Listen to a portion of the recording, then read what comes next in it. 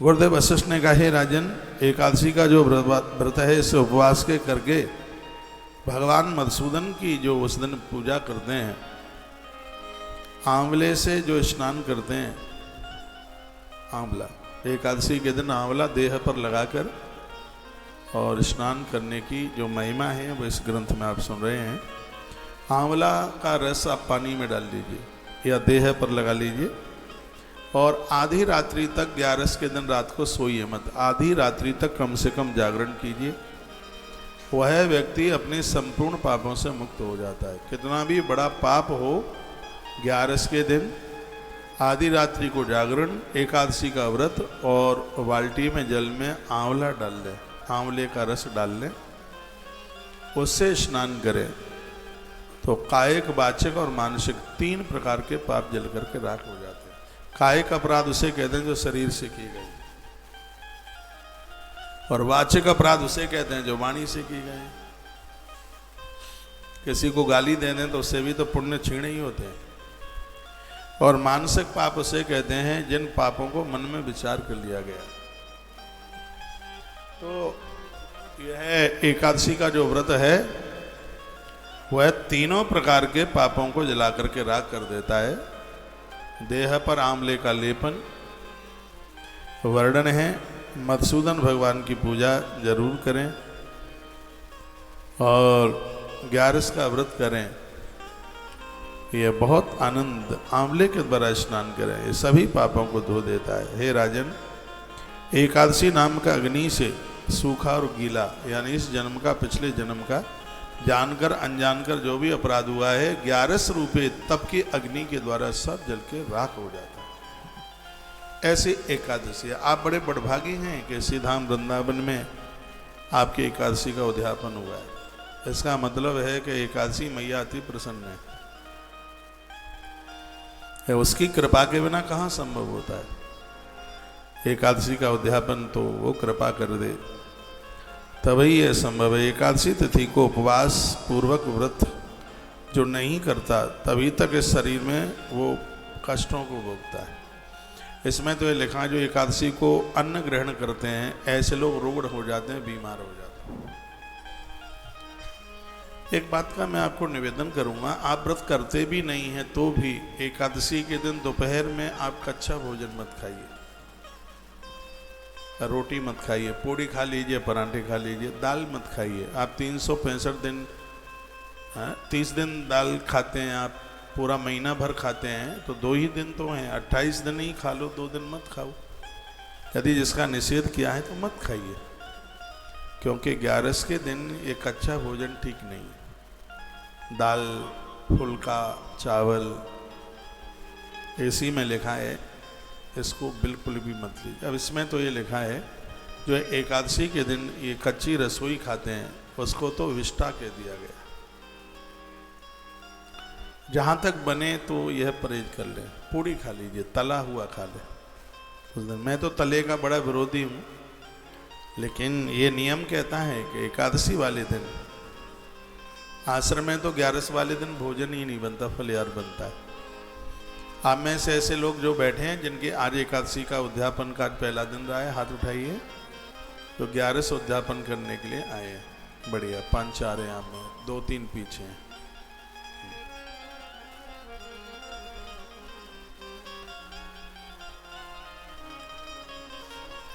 जो एकादशी के उद्यापन के लिए आए हैं वो तो फलहार करेंगे ही, लेकिन जो उनके संग आए हैं वो भी होटल वोटलों पर कच्चे फुल्के ना खाएं।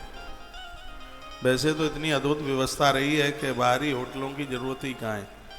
आप भले ही 11 का व्रत करते नहीं हैं, लेकिन जब आप तीर्थ में जाते हैं तब तीर्थ में आप 11 का व्रत जरूर कीजिएगा। इस व्रत की बहुत बड़ी महिमा है। वर्णन क्या है कि मनुष्य जब तक भगवान पद्मनाभ के शुभ दिवस एकादशी तिथि को उपवास पूर्वक व्रत नहीं करता तभी तक उसके शरीर में कष्ट रहता है, बीमारियां रहती। 11 का व्रत करने से रोग हृदय में जगह नहीं बना पाते। 1000 अश्वमेध यज्ञ और 100 राजसूय यज्ञ करने से जितना फल प्राप्त होता है उससे ज़्यादा फल सिर्फ एक एकादशी करने से उससे भी ज़्यादा फल की प्राप्ति हो जाती है।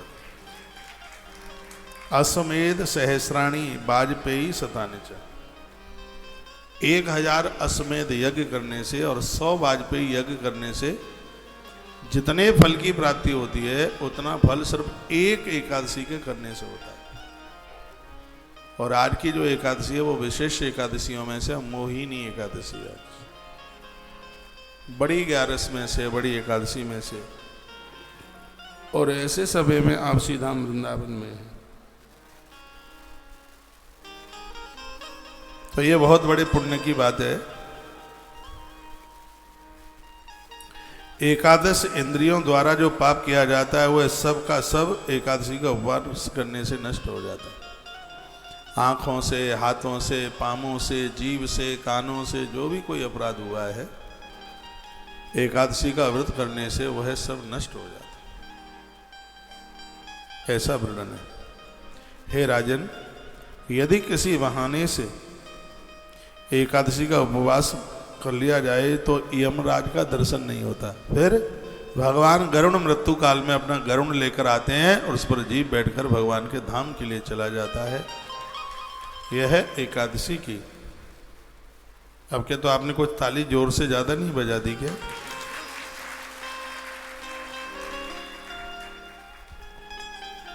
आप पूछ रहे हैं कथा लाइव चल रही है क्या? कथा लाइव ही चल रही है, बासी नहीं है, ताजी है। आप सुनते रहिए, टीवी पर सुन रहे हैं, यूट्यूब पर पूछ रहे हैं। बहुत इम्पोर्टेंट कथा है, प्रमुख कथा है।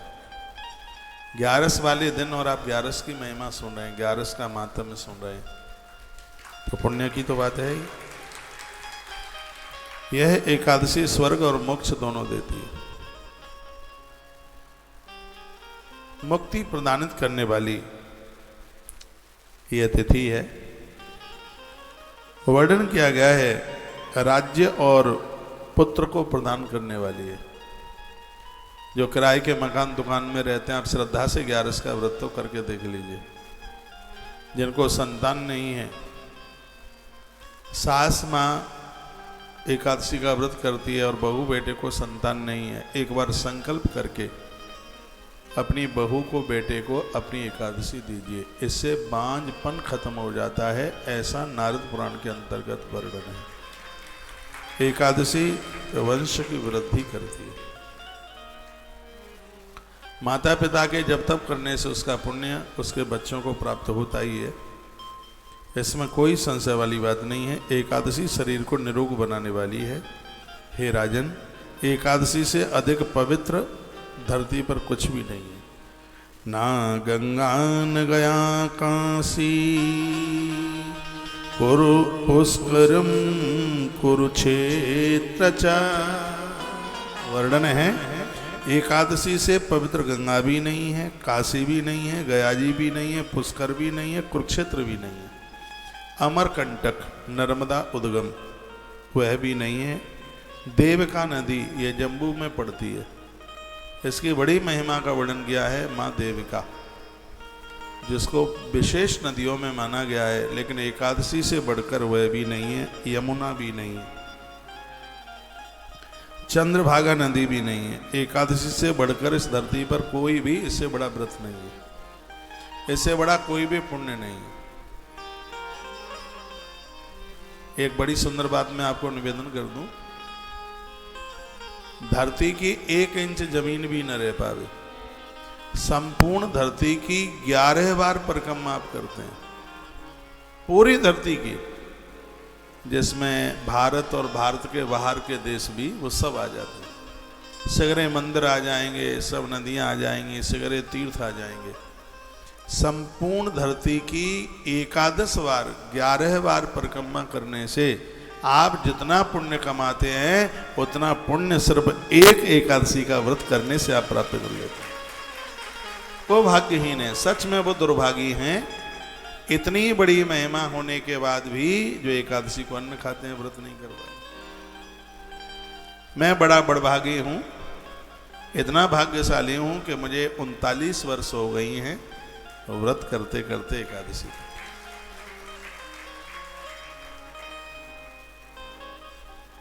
पूरा 39 वर्ष हो रहा है। क्या मेरे लिए आनंद की बात नहीं है कि 39 साल में धोखे से भी एकादशी के दिन अन्न मेरे पेट में नहीं गया, धोखे से भी, भूल करके। एक बार मैंने 2010 में यहाँ वृंदावन में कथा हुई थी, लगभग 1500 ब्राह्मण भागवत जी का पाठ कर रहे थे। 30,000 लोगों के आवास की व्यवस्था की, मथुरा वृंदावन सब बुक कर रखा था। वृंदावन में कुंभ हुआ था, तो उस समय एक आयोजन किया था। उस समय मैंने एक बार अपनी एकादशी का उद्यापन कर दिया। सब लोग कर रहे थे, मैंने भी कर दिया। कुछ ऐसा तो था नहीं कि व्रत बंद करना। मैंने कहा वृंदावन की धरती है, आगे का तो आगे का ही है, पता नहीं कहीं। उन दिनों में मैं लौट के आया था, कहीं बाहर था मैं, प्रदेश में, इंडोनेशिया वगैरह। लोग बड़े प्रभावित हुए थे, कहा कि आप जैसे लोगों की जरूरत यहाँ भी है। तो एक बार मुझे ऐसा लगा था कि मैं भारत छोड़ करके कहीं परदेश में ना चला जाऊँ, कहीं विदेश में। वैसे मुझे अच्छा लगता नहीं है वहाँ, लेकिन उस समय एक ऐसा वातावरण बना, काफ़ी फ़ोन थे लोगों के, बहुत आह्वान थे, लोग बहुत बुला रहे थे। एक बार में कुछ ऐसा लगा कि भारत छोड़ करके और कहीं पड़ा बाहर का ना हो जाए। तो मैं 2006, 7, 8 इन वर्षों में बाहर में था, मैं विदेश में। तो फिर मैंने कहा बात की तो बात की बात है, क्या होगा कैसा होगा, चलो एक बार एकादशी का उद्यापन कर ही देते हैं। और सत्य है, जिस समय वो एकादशी का जो उद्यापन जो हुआ है, उस आनंद को शब्दों में वर्णित नहीं कर सकता। जैसे पूर्णिमा को चंद्रमा पूर्ण हो जाता है, खिल जाता है, एकादशी का उद्यापन करने से एकादशी मैया पूर्ण रूप से खिलकर भक्त के सन्मुख चल करके आ जाती है, अपनी अहेतु की कृपा उड़ेल देती है। इसलिए एकादशी का उद्यापन तो हर भक्त के लिए 3 वर्ष में से कीजिए। अधिक मास पढ़ना चाहिए इसमें। उद्यापन इस अधिक मास में मत करना, इसलिए मत करना क्योंकि अधिक मास आपके चौमासे में पड़ रहा है, इसलिए। और महीनों में पड़ता तो आप कर सकते थे। और जब देव शयनित होते हैं तब एक प्रदोष और गणेश चौथ को छोड़ करके और कोई उद्यापन नहीं होता। एक तो प्रदोष का उद्यापन हो जाता है और एक गणेश चौथ का उद्यापन हो जाता है। मैंने तो ये उद्यापनों वाला भी पूरा का पूरा विज्ञान पढ़ लिया है, ये सब हमारे ग्रंथों में वर्णन है। तो जो आप व्रत करते हैं उसमें एक बार अधिक मास पढ़ना चाहिए, क्योंकि एकादशी 26 होती हैं। तो एक बार वो 26 एकादशियां आ जाएं। किन्हीं के पुरखे व्रत करते हुए चले गए और वो उद्यापन नहीं कर पाए, तो घर में बहू हो, बेटा हो या कोई और हो, उनके निमित्त 26 एकादशी का व्रत कर लें, फिर उनका उद्यापन विसर्जन कर दें। तो 3 साल में, 5 साल में, 7 साल में, 9 साल में और 11 साल में, इससे और भी ज़्यादा टाइम आप ले सकते हैं 11 के उद्यापन के लिए। और यदि आपका शरीर इस बात के लिए सहन करता है तो उद्यापन के बाद भी आप 11 का व्रत कर सकते हैं, दोबारा उद्यापन करने की जरूरत नहीं है। उद्यापन क्यों किया जाता है? कभी ऐसी परिस्थितियां बन जाती हैं, हारी दुखारी बीमारी, और उसमें व्रत छूट जाता है तो उसका अपराध नहीं लगता। वैसे यह भी विधान है, इस ग्रंथ में लिखा है कि मान लिया जाए माँ व्रत करती है, एक उदाहरण के तौर पर, उसके माथे में दर्द है, उसको कोई दिक्कत है, उसको परेशानी है। एक तो दवाई लेने से कोई भी व्रत खंडित नहीं होता, ऐसा नारद पुराण में लिखा है। दवाई लेने से कोई व्रत खंडित नहीं होता। एक धोखे में कोई अन्न का ग्रास आप ले लेते हैं, उससे भी व्रत खंडित नहीं होता। जैसे मान लिया जाए एकादशी है और कोई बूंदी के लड्डुआ बांट रहा है और आपको ध्यान नहीं था और आपने एक चटका दिया, एक लड्डुआ ले लिया आपने, और फिर ध्यान में आया हो रे आज तो एकादशी थी। फिर आप कहते हैं चलो अब लड्डुआ तो खा ही लिया है, 2 फुलके भी चटका दो, अब क्या है, अब तो जैसा ही 100 मन वैसा ही 125 मन। ऐसा करके आपने अन्न खा लिया तो घोर अपराध हो जाएगा। व्रत तोड़ने का भारी अपराध है। कितना अपराध है? शिव महापुराण में कोटि व्रत संहिता में वर्णन है, पत्नी पति को समाप्त कर दे और पति पत्नी को समाप्त कर दे, खत्म कर दे, तो जिनको नर हत्या और स्त्री हत्या का जो अपराध लगता है, व्रत तोड़ने वाले व्यक्ति को वही अपराध लगता है। इसलिए बातों ही बातों में व्रत तोड़ा नहीं जाता। वो धोखे से आपने ले लिया है, फिर भी उस व्रत को पूरा कीजिए। हमने ये भी तो पढ़ा है कि इससे व्रत खंडित नहीं होता। जिस व्रत को आप हृदय से मानते हैं तो धोखे से भी अन्न जा ही नहीं सकता अंदर। यदि आपको पूरा ध्यान है, मैंने बहुत मंगल करे हैं, आज भी करता हूँ, अब तो मैं अन्न लेता ही नहीं हूँ, लेकिन जब लेता था तब भी मेरा कभी मंगल नहीं टूटा, मेरी कभी एकादशी नहीं टूटी। और आज मैं जो संकल्प ले लिया है मैंने, मुझे लगभग 4 साल होने को है, और 4 वर्ष में धोखे से भी कोई अन्न का टुकड़ा मेरे पेट में नहीं गया, धोखे से भी। क्यों? बाजार की चीज़ें मैं खाता नहीं हूँ, क्योंकि मिलावट ज़्यादा होती है। आपको तो कहेंगे वो खोए के लड्डू आए, लेकिन वो खोए के लड्डू में खूब मैदा होती है, अरारोट होता है। इसलिए मैं आपको प्रार्थना करूँगा, प्लीज़ आप मुझे ज़बरदस्ती ना किया करें। एक मैं बहुत संकल्प लिए बैठा हूँ, चल रहा हूँ, तो आप कहते हैं कि यह रबड़ी बिल्कुल दादू राम की दुकान की है, और उसके यहाँ पर बहुत दादू राम जी की दुकान पर बहुत अच्छे तरीके से बनाया जाता है। ठीक है, दादू राम जी की दुकान बढ़िया है, लेकिन दादू राम जी की दुकान पर बनाने वाले गुटखा भी खाते हैं, चप्पल पहन करके भी बनाते हैं, वो 8-8 दिन तक नहाते भी नहीं हैं, नाक भी वहीं पहुँचते रहते हैं, थोड़ा मटेरियल भी उसी में टपकाते रहते हैं, और मौका मिल जाता है तो दादू राम का बेटा थोड़ा कह देता है कि रबड़ी में थोड़ा अरारोट मिला दो, सैली हो जाएगी। ये ऐसा होता है ऐसा। तो जो भी बाजार की चीज़ें मैंने सब छोड़ रखी हैं, और मैं उसको इसलिए मैंने बोल दिया है। सुबह एक माता जी पीछे पड़ गई थी, बोल दिया नहीं महाराज जी, ये आपको हमारे यहाँ का बहुत प्रसिद्ध है, ये लड्डू है, और ये लड्डू हमारे यहाँ बनता है और बॉम्बे के लोग इसको मंगाते हैं। पेड़ा हमारे चिड़ावा का है, ये लंदन जाता है ये पेड़ा, इसलिए तो तुमको लेना ही पड़ेगा। मैंने कहा मेरी प्रार्थना है, मैं एक संकल्प और नियम लिए हुए बैठा हूँ, और मेरा संकल्प बरकरार पूरा होता रहेगा, चलता रहेगा, तो इस पुण्य के एक हिस्सेदार आप भी होंगे। केवट की कथा में एक बड़ी सुंदर कथा थी। आप बोर तो नहीं हो रहे हैं? तो केवट की कथा में एक बड़ी सुंदर कथा आती है। जब राम जी के चरण केवट ने धो लिए तो केवट गांव की तरफ चला। तो राम जी पूछे कहाँ जा रहे हैं? कहा भगवान, आंख में आंसू आ गए केवट के में। केवट रो पड़ा। केवट कहने लगा, भगवान मैं गरीब हूँ, मैं दीन हूँ, लेकिन मैंने संत महापुरुषों का आशीर्वाद प्राप्त किया है, उनके चरणों में मैं बैठा हूँ। एक दिन मैं किसी महात्मा को नौका में बिठा करके पार उतार रहा था। उन्होंने मुझे बड़ी अच्छी बात कही। उन्होंने कहा कि घर पर संत महापुरुष आवे वो भगवान होते हैं, तो उनका आदर पति और पत्नी दोनों मिलके करें।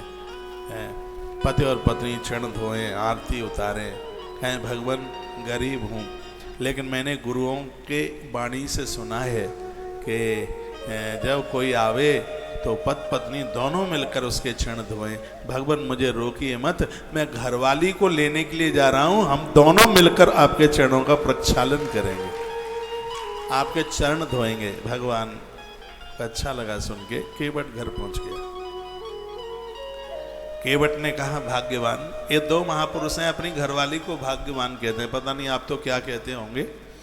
एक तो विदुर है, वो अपनी पत्नी को भाग्यवान बोलते हैं, और एक केवट है जो अपनी पत्नी को भाग्यवान कहता है। और सच मानिए, घर की नारी तो भाग्यवान है ही, जिसने बच्चों को जन्म दिया है, परिवार की तरक्की हो रही है, घर को ऊंचाई मिल रही है।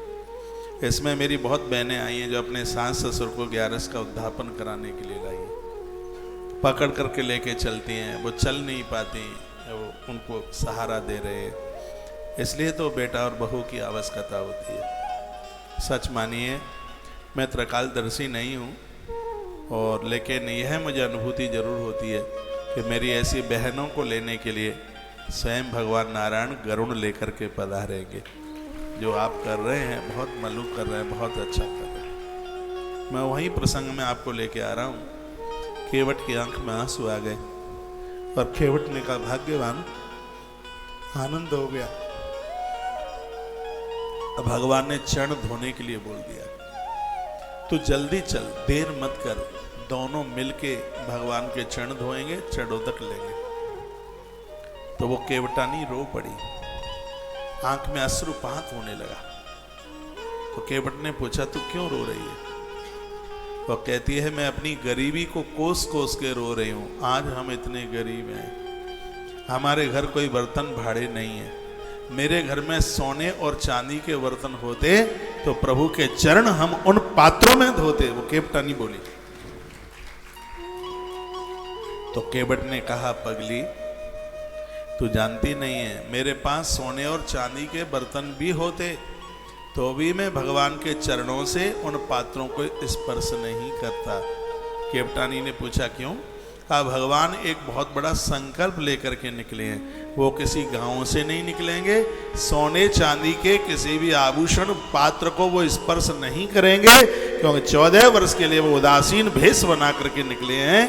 केवट ने कहा था, देवी भगत वही होता है जो स्वामी के संकल्पों को बिगड़ने नहीं देता, उन संकल्पों में सहायक बनता है।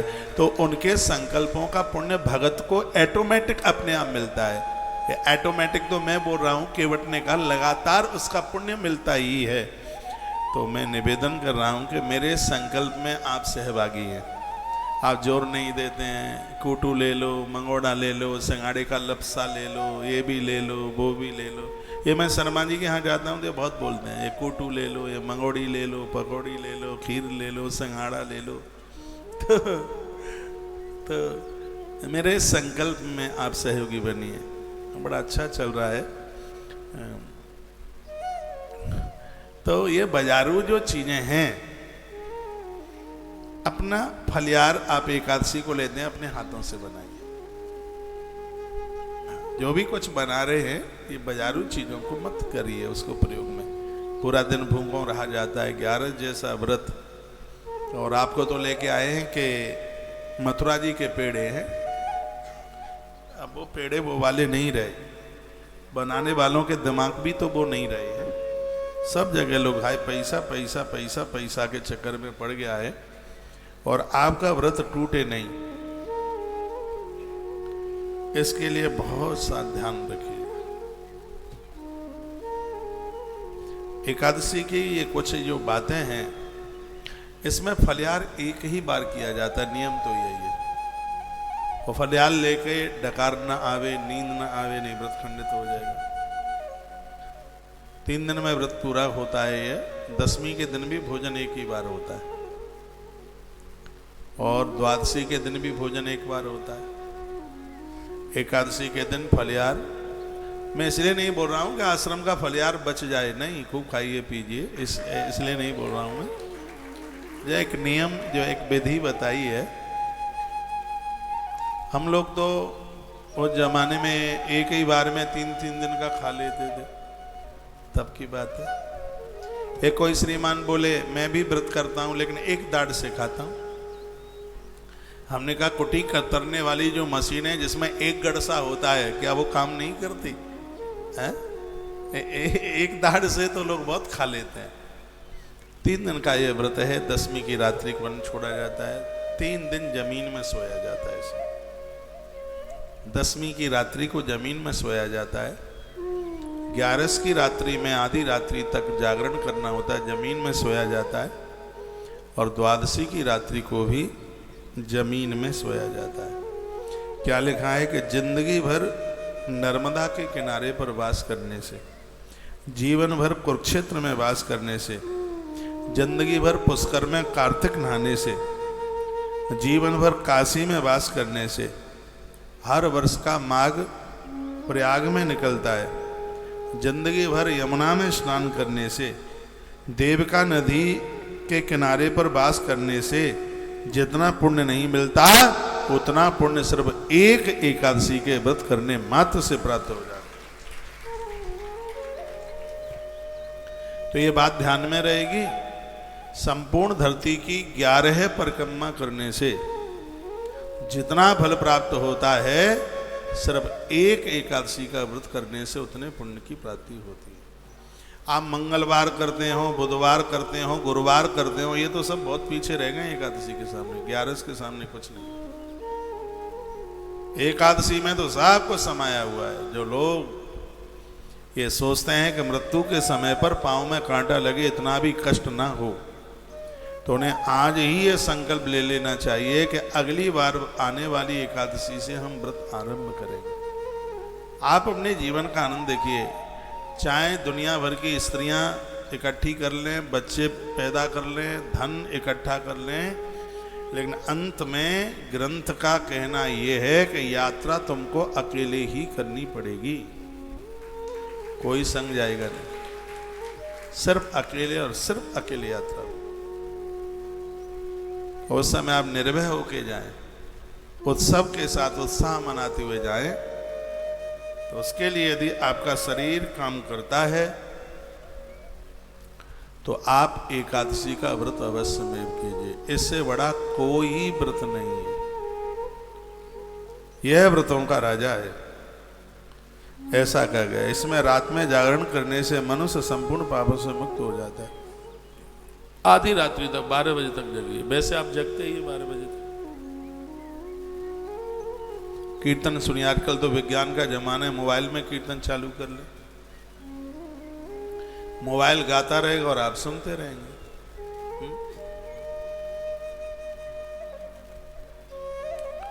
भगवान रात्रि जागरण करने से संपूर्ण पापों को जला देते हैं। हे राजेंद्र, एकादशी का व्रत करने वाले लोग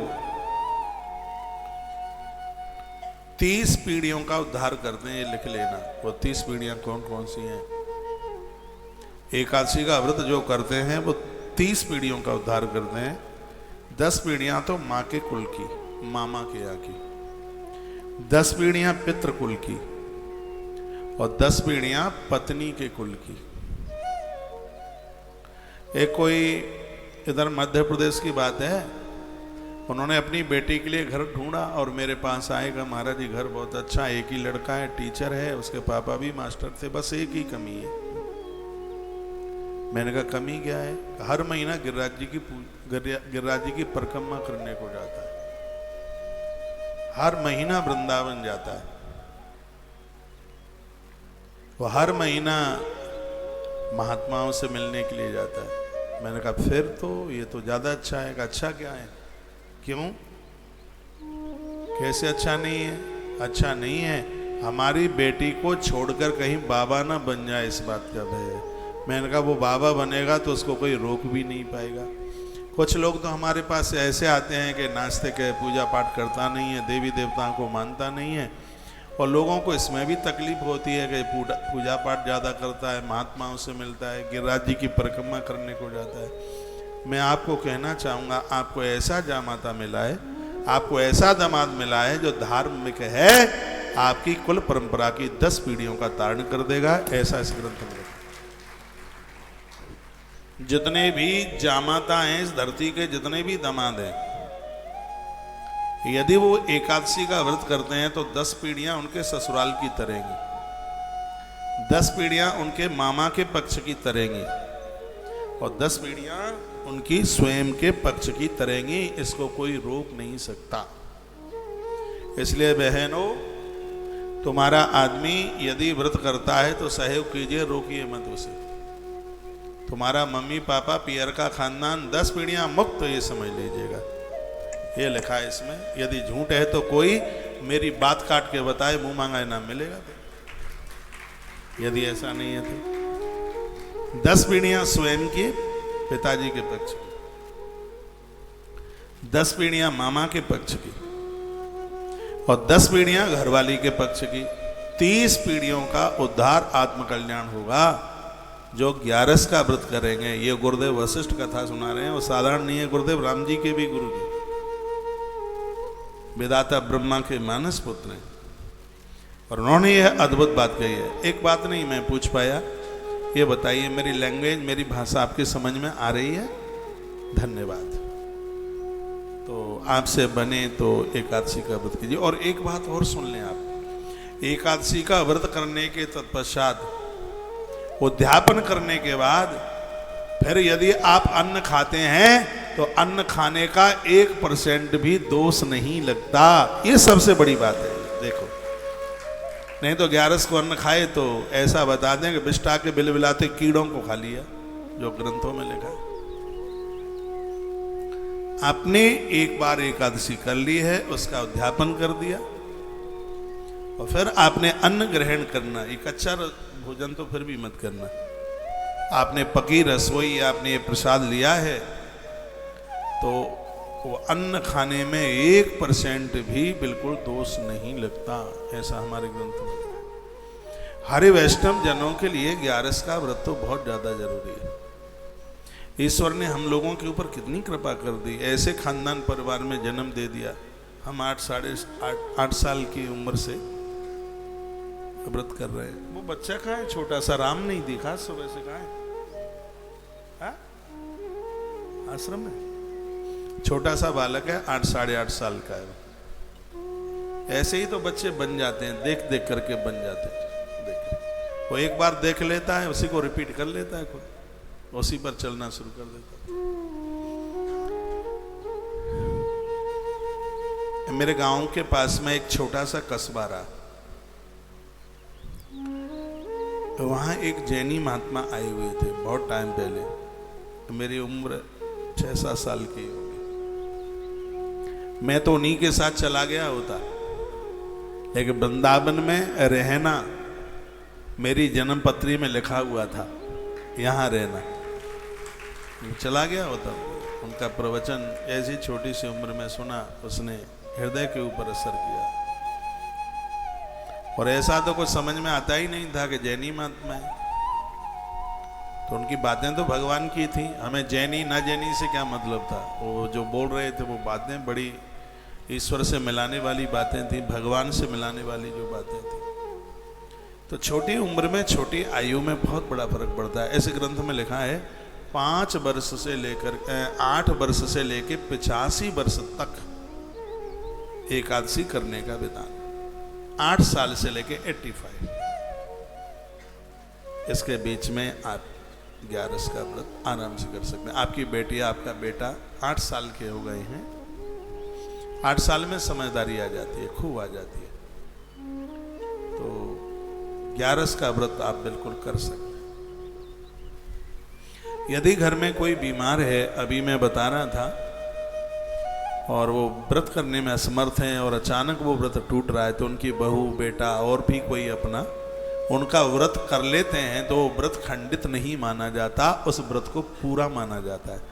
जैसे मान लिया जाए मम्मी की तबीयत थोड़ी खराब हो गई है और उन्हें अस्पताल जाना पड़ा है, तो उनके उस व्रत को बहू कर ले, बेटा कर ले, नातिन कर ले, यानी घर का कोई न कोई नाती पोता कर ले, तो उस व्रत को बिल्कुल पूरा माना जाता है, उसको अधूरा नहीं माना जाता। मान लिया जाए कोई एकादशी का व्रत करता है और परिवार में सूतक या सोवड़ हो गई या किसी की मृत्यु हो गई, अब क्या करें?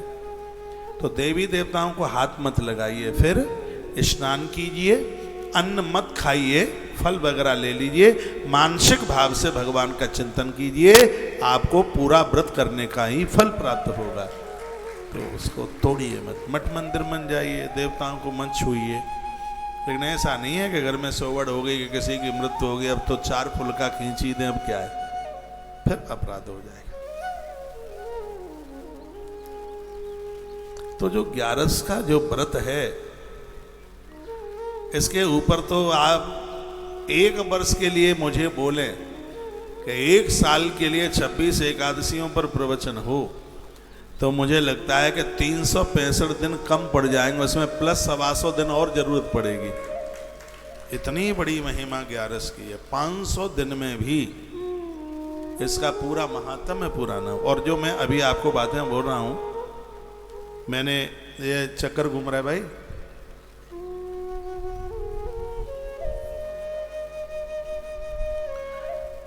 तो इसमें बहुत बातें ऐसी हैं जो बातें मैं पहली बार आपके बीच में निवेदन कर रहा हूं। आइए तो पंक्तियां गा लें जिसमें 26 एकादशियों का नाम है। और ये एकादशी का ये भजन हमने कोरोना काल में बनाया था, और ये पंक्तियां हम गुनगुनाए लेते हैं, कहीं जाइएगा नहीं। अभी बहुत अद्भुत कथा में हम प्रवेश करेंगे, कैसे एकादशी के द्वारा कैसे जीवों की जिंदगी बचती है। देखिए, उत्पन्ना एकादशी से लेकर के और हरि प्रबोधनी एकादशी तक एक ही भजन की 4 पंक्तियों में पूरी 26 एकादशियों का दर्शन होता है। संस्कार टीवी के जितने भी भक्त लोग हैं, शाम को भी मैं 1-आध घंटा धर्म यात्रा कार्यक्रम में यहाँ से दूंगा। आप आ सकें तो बैठिएगा। जो यह कार्यक्रम होगा वो कल सत्संग टीवी पर उसको आप प्रसारण में सुनेंगे। आपके कुछ प्रश्न होंगे, मुझसे यदि समाधान हो सकेगा तो मैं जरूर करूंगा। रात्रि को 9 बजे आप इसी परिसर में आ जाइएगा और 1 घंटे का कार्यक्रम प्रश्नोत्तरी धर्म यात्रा, एक कदम परमात्मा की ओर, तो आप जरूर बैठना। उसमें कथा 9:30 बजे से लेकर के सुबह 9:30 बजे से लेकर 4 बजे तक सत्संग टीवी पर, और 4 बजे से लेकर के 7 बजे तक संस्कार टीवी पर। जितने भी एकादशी वाले हैं, आप सबको सुबह 7:30 बजे गौतीर्थ तुलसी तपोवन गौशाला, वो लोग 7:30 बजे पहुंच जाएं जिनका गोदान है, अब वो लोग 8, 8:30 पहुंच जाएं जिनका गोदान नहीं है, जिनकी एकादशी की पूजा है। कल बड़ा व्यस्त है, कल हवन होगा, पूजा होगी चौकियों की। कल का देखिए क्या आनंद होगा, कल का कार्यक्रम बड़ा अद्भुत है। और जो एकादशी वालों के संग आए हैं वो भी वहाँ पहुँचे, दर्शन करने से भी बहुत ज़्यादा फल मिलता है। एक बार इस गौशाला की परिक्रमा जरूर लगाएं। बहुत लंबे चौड़े एरिया में सैकड़ों बीघा जमीन में गौशाला का निर्माण हो रहा है। आज आप देख के आए ही होंगे, देख के आए, नहीं गए हों कल जाइए। 84 खम्भे की परिक्रमा का एक फेरी लगाइए, गौ माता को प्रणाम कीजिए, बड़ा अद्भुत स्थान है। तो कल गौ माता के, इसको विष्णु द्वादशी कहते हैं इसको, तो 11 के दूसरे दिन का समय होता है, उसको विष्णु द्वादशी के नाम से जाना जाता है। तो इसमें गैया के गौदान की बड़ी महिमा है। प्रदोष वाले दिन नंदी के दान की बहुत बड़ी महिमा है। और वैसे तो इस ग्रंथ में लिखा है कि जो जब जिस दिन हो जाए वही दिन अपने आप में विशेष है, वही दिन अपने आप में बहुत मान है। और अभी तो वैसाख का महीना चल रहा है, तो यह महीना तो बहुत ही दिव्य है, पावन है। सुबह 10 बजे से लेके 10:30 बजे तक आधे घंटे में दीक्षा का भी कार्यक्रम है। आज बहुत लोगों को दी है तो भी काफ़ी रह ही गए हैं। सुबह टाइम का ध्यान रखिएगा। 10 बजे से पहले पहले मैं गौशाला में होऊंगा उधर, और मैं 9:30 बजे इधर आ जाऊंगा। फिर ये दीक्षा का कार्यक्रम पूरा करके फिर सुबह 2 घंटे कथा भी करनी है। 2 घंटे सुबह की कथा आप सुनिए, दोपहर में जो साधना काल का जो कार्यक्रम है और रात्रि का धर्म यात्रा का जो कार्यक्रम है उसको सुनिए। फिर 4 बजे से एकादशी महत्व में सुनिए। 2 दिन बाद उपनिषद की कथा जरूर सुनिएगा। बाहर से हमें जितने भी लोग आप सुन पा रहे हैं, आप वृंदावन पहुंच करके 1 दिन के लिए, 2 दिन के लिए, जितना टाइम आपके पास में है, आप यहाँ पहुंच करके और इस कार्यक्रम का पूरे आयोजन का आनंद ले लीजिएगा। कम से कम मैं 8 तारीख तो यहाँ 8 तारीख तक तो हूँ ही, इसमें 2-3 दिन और बढ़ सकते हैं। 12 तारीख हो सकती है, क्योंकि कैंसर हॉस्पिटल की एक रजिस्ट्री होने वाली है, तो पार्टों में हो रही है। बड़ी ज़मीन है, और मैं इसके ये पैसे बता दूं कि ज़मीन कितने की है, तो बहुतों को तो सन्नाटा गन्नाटा खा के ना गिर जाए। जो मानसिक भाव से, मैं तो किसी का विरोधी नहीं हूँ, मुझे कहते भी तो हैं, कहते हैं कि कौन सी तुम्हारे पास ये जादू की छड़ी है, सब काम हो कैसे रहे। तो देखने में तो यह लगता है कि मुंह के ऊपर सामने वो बड़े खुश हो रहे हैं, लेकिन अब चलो, अब ऐसा ही है, क्या मतलब है हमें। तो इतनी लंबी चौड़ी व्यवस्था की ये कैंसर हॉस्पिटल की, मैंने आपको बोला है 300 करोड़ रुपए का कैंसर हॉस्पिटल, इसमें ज़मीन बहुत महंगी है। और संकल्प तो बहुत बड़ा है, काम बहुत बड़ा है। काम बहुत बड़ा है, लेकिन मेरा उत्साह भी बहुत बड़ा है, उत्साह छोटा नहीं है। और यह काम बहुत अच्छी तरह से, उस समय में कोई भी देश का प्रधानमंत्री हो, इस कैंसर हॉस्पिटल का उद्घाटन करने के लिए देश के प्रधानमंत्री का ही आगमन होगा। वो चीज ही ऐसी बन रही है, इस तरीके की बन रही है। गौ माता के 1000 गौ सदनों के निर्माण में बहुत जोर से लगे हैं, बहुत उत्साह पूर्वक लगे हैं। आप यहाँ आए हैं, एक बार ये सब आप देखिएगा। बाहर से भी मैं 8 तारीख तो कन्फर्म है ही, 12 तारीख तक मैं वृंदावन रुक सकता हूँ। यदि वो काम 8-9 में हो गया तो अच्छी बात है, 1 आध दिन और लगेगा तो 12 तक तो वो हो ही जाएगा, क्योंकि इतनी बड़ी रजिस्ट्रियों में कागज पत्रा पूरा करने में कभी कंप्यूटर जंप ले गया, कभी ये हो गया, कभी वो हो गया, और वो काम रुक जाता है। मेरे सिग्नेचरों की जरूरत पड़ती है। ये सब चीज़ें तो गौ माता के नाम है, संपदा पूरी गौ माता की है, पूरी संपदा गौ माता की। इसका नाम कामधेनु कैंसर हॉस्पिटल इसलिए है क्योंकि इसकी मालिकिन गौ माता है। तो मैया ने अधिकार दे दिया है तो मैं उसमें थोड़ा सिग्नेचर कर देता हूँ, उसकी ज़रूरत पड़ती है। तो यह हो जाएगा। 3 दिन मैं रांची में हूँ, झारखंड रांची, और वहीं से मैं कलकत्ता के लिए कथा के लिए निकलूँगा, और वहाँ से फिर मेरी वापसी सुखताल, बड़ा अद्भुत स्थान है, श्रीमद् भागवत जी का उद्गम स्थान है। वहाँ तो हम साधना शिविर का भी बहुत आनंद लेंगे। वहाँ कथा 2 शिफ्ट की है, सुबह में भी है और शाम को भी है। दोनों कथाएं, सुबह की कथा सत्संग टीवी पर है और शाम की कथा संस्कार चैनल पर है। पूरी की पूरी कथा आप लाइव टेलीकास्ट, पूरी कथा का आप आनंद लेंगे। कलकत्ता वाली कथा के भी कुछ दिन संस्कार टीवी पर है, शाम को 4 बजे से।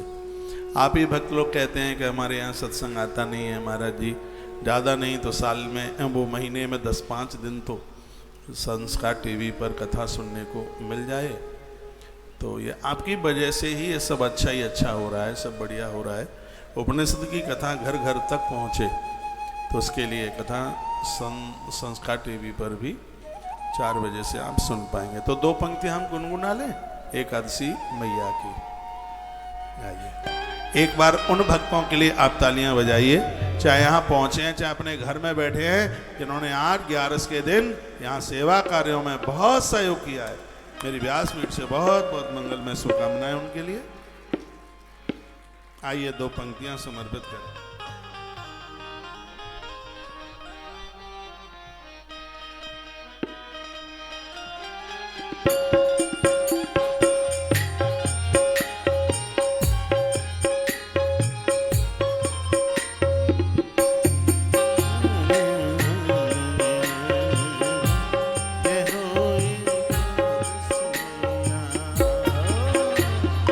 एकादशी का व्रत है पावन, कर देता कल्याण। सब गाए। एकादशी का व्रत है पावन, कर देता कल्याण।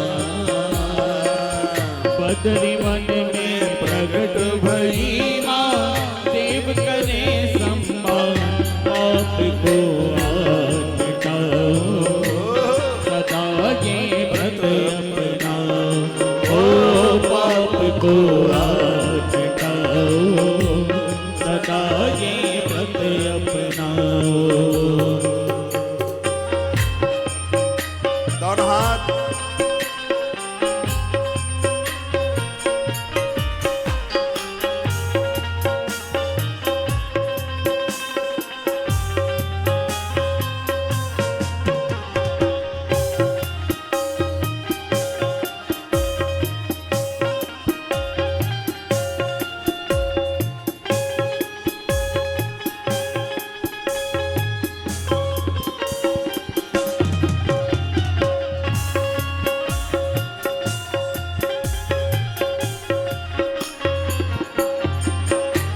नारायण अंग से प्रगटे, मुझ दैत्य को मारे मारा। नारायण अंग से प्रगटे, मुझ दैत्य को मारे मारा।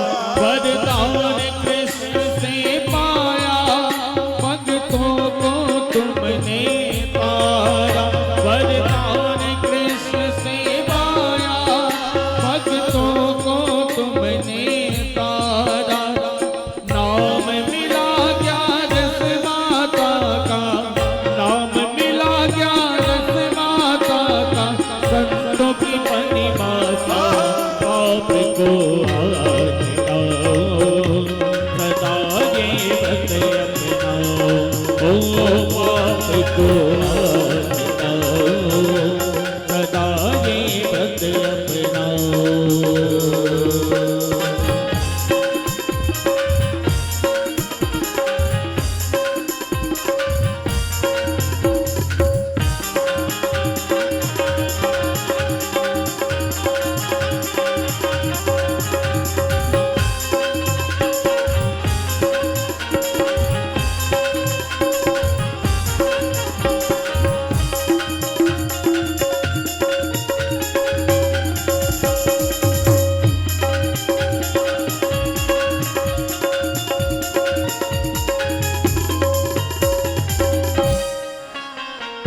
मार्ग से उत्पन्ना सफला पूस कहाई, मार्ग से उत्पन्ना सफला पूस कहाई।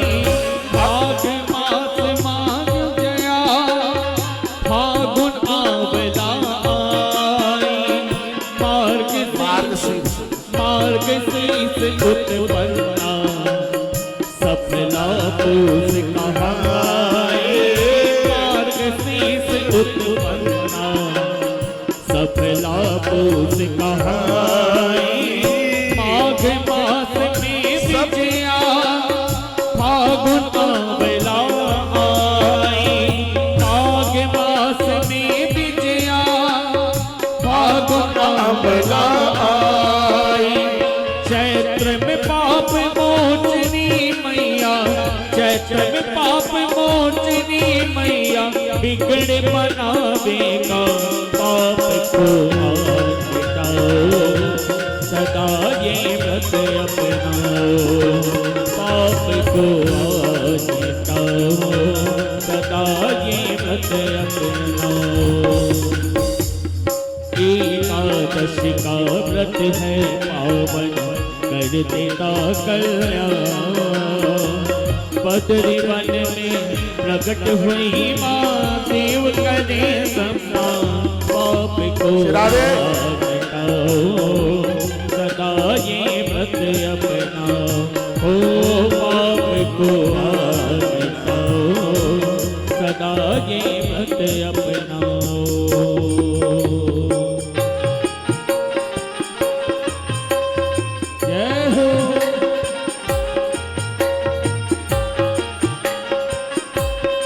बोलो एकादशी महारानी की जय हो।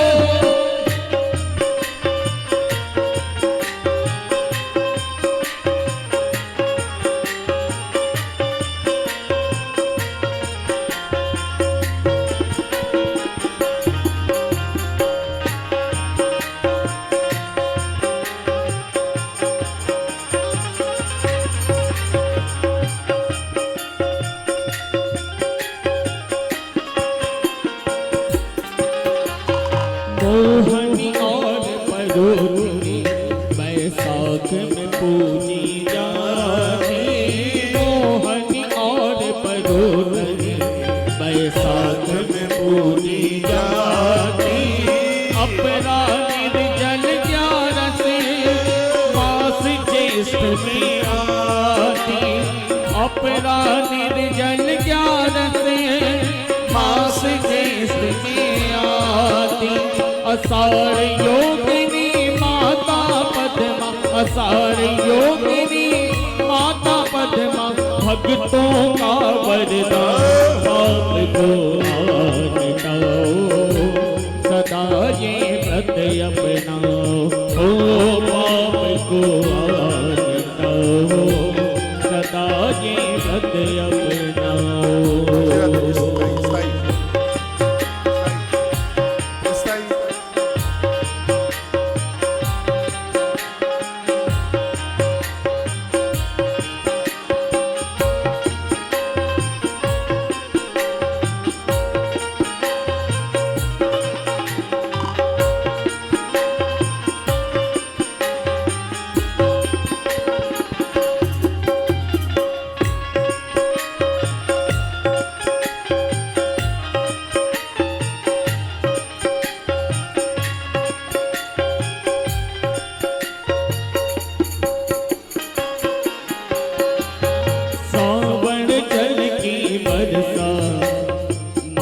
कामिका आवे सावन जल की बरसा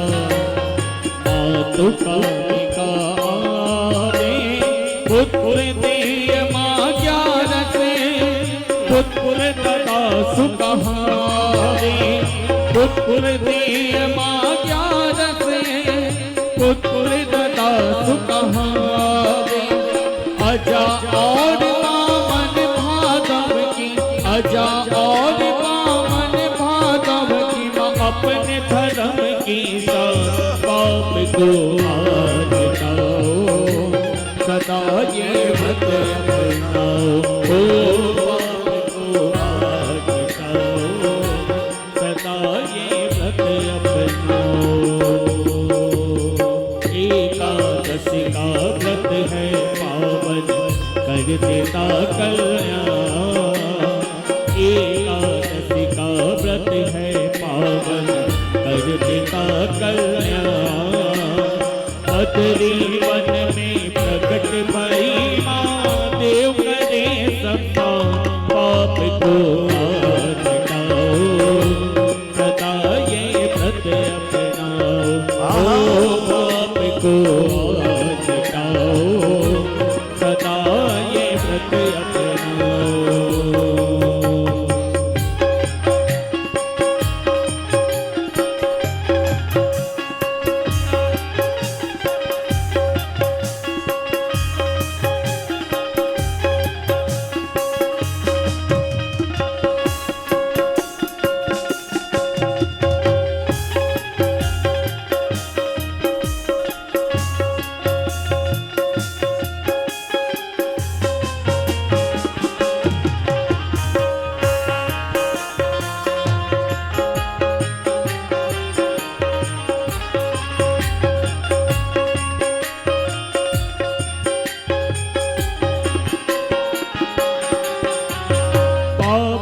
कुछ ग्यारस माता आसोज महीना आई पापा कुछ ग्यारस माता आसोज महीना आई इंदिरा नाम मनोहर जो भक्तों की सुखदाई इंदिरा नाम मनोहर जो भक्तों की सुखदाई रमादेव उठनी कार्तिक में रमादेव उठनी कार्तिक में देव करे गुणगान पाप को आज हटाओ सदा ये व्रत अपनाओ पाप को आज हटाओ सदा ये व्रत अपनाओ।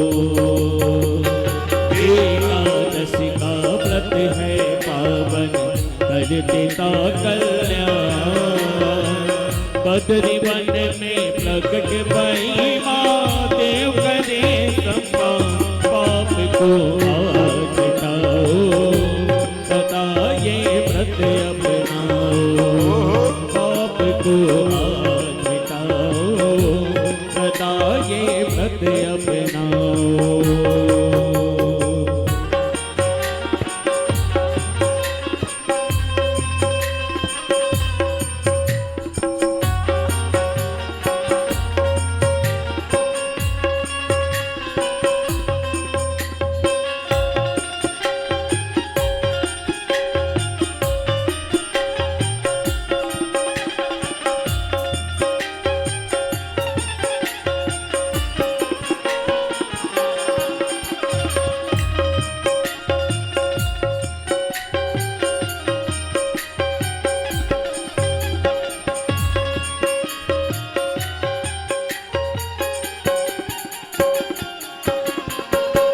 अधिक मास माँ पद में नहीं परमाना है प्यारो अधिक मास माँ पद में नहीं परमाना है प्यारो 26 एकादशी करता ना मन में रहे अंधियारो 26 एकादशी करता ना मन में रहे अंधियारो कलयुग की माता रनहारी कलयुग की माँ तारनहार पहुँचावे प्रभु के दाम पाप को हार मिटाओ सदा ये व्रत अपनाओ ओ पाप को हार मिटाओ सदा ये व्रत अपनाओ।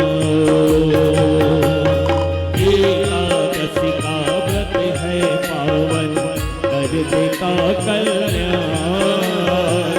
एकादशी का व्रत है पावन कर देता कल्याण। बद्री वन में प्रकट भई माँ देव करे सम्मान पाप को हार मिटाओ सदा ये व्रत अपनाओ ओ पाप को हार मिटाओ सदा ये व्रत अपनाओ।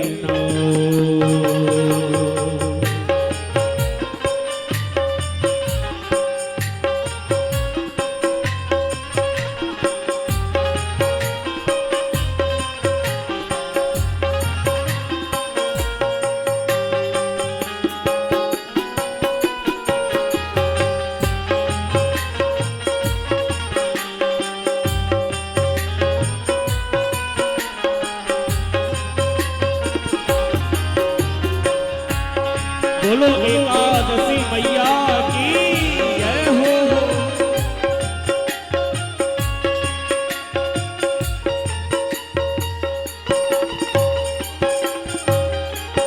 मोहनी और परोधनी बैसाख में पूजी जाती। मोहनी और परोधनी बैसाख में पूजी जाती। अपरा निर्जल ज्ञान से मास ज्येष्ठ में आती। अपरा निर्जल ज्ञान से मास ज्येष्ठ में आती। आषाढ़ योगिनी माता पद्मा आषाढ़ योगिनी माता पद्मा भक्तों का वरदान पाप को हार मिटाओ सदा ये व्रत अपनाओ पाप को हार मिटाओ सदा ये व्रत अपनाओ पाप को हार मिटाओ सदा ये व्रत अपनाओ।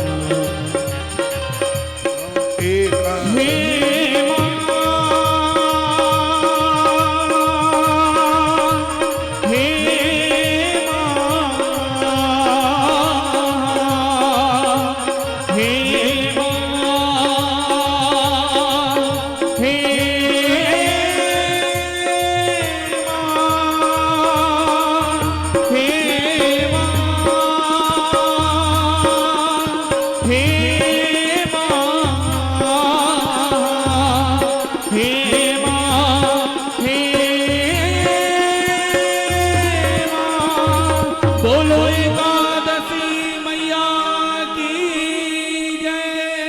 आज के आनंद की जय हो। जय जय श्री राधे श्री राधे जय जय श्री राधे श्याम। तो ये रही एकादशी मैया की महिमा। वर्णन क्या है कि 11 के व्रत से बड़ा कोई व्रत नहीं है। मानदाता राजा ने पूछा, गुरुदेव यह बताइए एकादशी 2 पड़ जाती, पहले दिन की एकादशी करें या दूसरे दिन की एकादशी करें? तो गुरुदेव वशिष्ठ कहते हैं, राजन जिस एकादशी का पारण त्रयोदशी में हो जाता है, एकादशी का व्रत उस दिन खुल रहा है जिस दिन में त्रयोदशी आने वाली है, तो उस एकादशी की महिमा कितनी है लिखा गया, इसमें संपूर्ण पृथ्वी का दान करने से जो फल प्राप्त होता है, द्वादशी में 11 करने की उतनी ही बड़ी महिमा है, क्योंकि उसका पारण है वो त्रयोदशी में होता है। इसलिए इस बात के ऊपर मैंने आपको इतना जोर दिया है, भूल करके भी वह एकादशी मत कीजिए जिसमें एकादशी में दशमी रही है। वो एकादशी बिल्कुल ना करें, वो संपूर्ण पुण्यों को नष्ट कर देती है, समाप्त कर देती है, कुछ रहने ही नहीं देती। तो वह एकादशी त्याज्यत करने के लायक है, वो त्यागने के लायक है जिसमें दसवीं आ गई है। मान लिया जाए दूसरे दिन उदिता में नहीं है एकादशी, लेकिन ब्रह्म मुहूर्त में 3 बजे से लेके 4:30 के बीच में एकादशी आ गई है। इस 11 को मैं नहीं छोड़ता, मैं जरूर करता हूँ। क्यों? 3 बजे से तो नहाने का विधान भी तो आरंभ हो जाता है, ब्रह्म मुहूर्त होता है उस समय। 3 बजे से लेकर यदि 4:30 के बीच में भी एकादशी शुरू हो गई है भोर में, तो दूसरे ही दिन की एकादशी करनी चाहिए। उसको द्वादश एकादशी कहते हैं। और उसका जो पारण है फिर दूसरे दिन त्रयोदशी में होता है। तो यहाँ ग्रंथ में लिखा है, गुरुदेव वशिष्ठ कहते हैं, राजन, संपूर्ण धरती का दान करने से जितने फल की प्राप्ति होती है, उसे एकादशी के करने से तत्काल उतना फल प्राप्त हो जाता है जिसका पारण त्रयोदशी वाले दिन होता है। वो तब होगा त्रयोदशी वाले दिन जब द्वादशी वाली एकादशी की जाए। अनभिज्ञता है, जानकारी नहीं है, तो लोग वह एकादशी कर लेते हैं। मान लिया जाए उदिता में एकादशी है, पहले दिन 11 उदिता में है, सुबह उदिता में है वो एकादशी, चलो दसवीं नहीं है, उदिता में एकादशी है। लेकिन दूसरे दिन ब्रह्म मुहूर्त में है एकादशी, 3 से 4:30 के बीच में आ गई है, तो पहले दिन की एकादशी छोड़ दो और दूसरे दिन की एकादशी करो, उसकी महिमा है। और एक बात और वर्णन की गई है, वो इसमें बड़ी अद्भुत है। इसमें वर्णन किया है कि एकादशी में उस दिन दसवीं है और द्वादशी में एकादशी बिल्कुल भी नहीं है। इस बात को थोड़ा ठीक से सुनिए, बहुत समझने लायक बात है। एकादशी में तो है दसवीं, सुबह के टाइम में दसवीं है, सूर्य उदित में दसवीं है, लेकिन कुछ देर के बाद वो एकादशी लग रही है। 7 बजे, 8 बजे, 9 बजे एकादशी लग रही है, लेकिन उस दिन दसवीं है उदिता में। तो उस एकादशी को बिल्कुल त्याज्यत कर दीजिए, बिल्कुल न करें। फिर मान लिया जाए कि द्वादशी को ब्रह्म मुहूर्त में भी एकादशी नहीं है, 3 से 4:30 के बीच में एकादशी नहीं है। राजा मंधाता ने प्रश्न किया ये, तो गुरुदेव वशिष्ठ कहते हैं कि यदि एकादशी वाले दिन थोड़ी भी दसवीं रही है, उसको त्यागने के बाद जब आप द्वादशी में एकादशी करते हैं, जिस दिन एकादशी बिल्कुल भी नहीं है, तो भी आपने 11 का व्रत द्वादशी को किया है, उस व्रत का पूरा फल आपको मिलने वाला है। ये समाधान है ग्रंथ। इसलिए तो मैं आपको कहता रहता हूं, मैं हर 11 को वीडियो डालता हूं, ऑडियो या वीडियो, आज भी डाली है सुबह। और मैं आपको कंफ्यूज नहीं करूंगा। मैं ग्रंथों का माध्यम, मैं तो शास्त्रीय जीवन जी रहा हूं, और पूरे देश ने, वैष्णव लोगों ने, हरिभक्तों ने मेरे ऊपर विश्वास किया है। तो मैं कोई टीआरपी के लिए वीडियो नहीं डालता, मैं आपके समाधान के लिए। कभी ऐसा हो जाता है कि द्वादशी 2 पड़ जाती हैं, अष्टमी 2 पड़ जाती हैं। अब इसमें बड़ा अद्भुत वर्णन किया गया है, अमावस्या 2 पड़ गई, क्या करें? कह दिया शाम को अमावस्या है तो उसमें आप पितृ कार्यों के लिए आप दिया जला दें, स्पष्ट इसमें लिखा है। लेकिन दूसरे दिन सुबह पर्व की जो अमावस्या है, वो भोर में अमावस्या पड़ी है, जिसमें स्नान किया जाता है, दान दक्षिणा दी जाती है, तो उस दिन वही अमावस्या मान्य होती है, पर्व की अमावस्या जो भोर में पड़ जाती है। और दीपदान के लिए, दिया जलाने के लिए, पितरों की रात जगाने के लिए वो एक दिन पहले की जो अमावस्या है। फिर लिखा है इसमें पूर्णमासी 2 पड़ गई हैं। तो इसमें वर्णन है जो चंद्र दर्शन, चंद्र पूजन होता है, वो पहले दिन किया जाता है, क्योंकि दूसरे दिन रात्रि को पूर्णिमा रहती नहीं है। सत्यनारायण भगवान की कथा आप सुनते हैं, ब्राह्मण को भोजन कराते हैं, वो दूसरे दिन की पूर्णिमा को होता है। लेकिन जो आप पूर्णिमा का जो व्रत करते हैं, याद रखना, जो पूर्णिमा का व्रत है, यदि पूर्णिमा 2 पड़ गई हैं तो वो व्रत दूसरी पूर्णिमा को नहीं किया जाता, पहली ही पूर्णिमा को किया जाता है। भले ही वो पूर्णिमा शाम को 4 बजे क्यों ना लगी, दिन में नहीं है, शाम को लग रही है, और दूसरे दिन दोपहर में या शाम को पूरी हो रही है, रात में नहीं है। तो व्रत वाली जो पूर्णिमा है वो पहले ही दिन वाली करनी चाहिए। यह भी बात इसी ग्रंथ में